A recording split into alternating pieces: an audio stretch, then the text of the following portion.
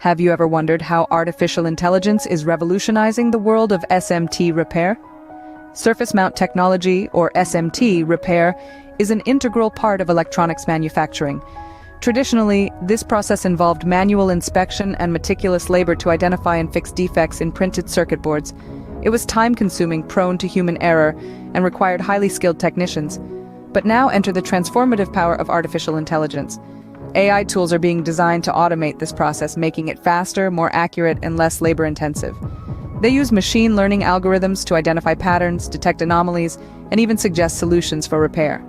This not only reduces the risk of human error, but also increases the overall efficiency of the manufacturing process. The integration of AI into SMT repair is not just a technological upgrade, it's a fundamental shift in how we approach problem-solving in electronics manufacturing. As we delve into the world of SMT repair, we find that AI is not merely an add-on, but a game-changer. Let's examine a real-world scenario that demonstrates the transformative power of AI in SMT repair. Imagine a global electronics company. Let's call them TEKTHRILL.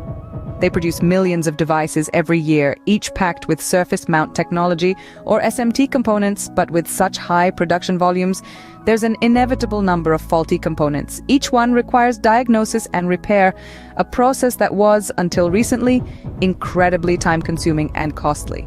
TEKTHRILL faced a significant challenge: how to streamline their SMT repair process to reduce costs and improve efficiency.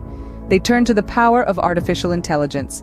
They implemented an AI solution that revolutionized their SMT repair process.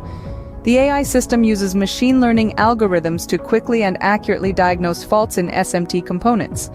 It's capable of analyzing thousands of components in the time it would take a human technician to inspect just one. The system uses a vast database of component faults and their corresponding repair solutions. It's continuously learning, constantly adding new fault data to its knowledge base.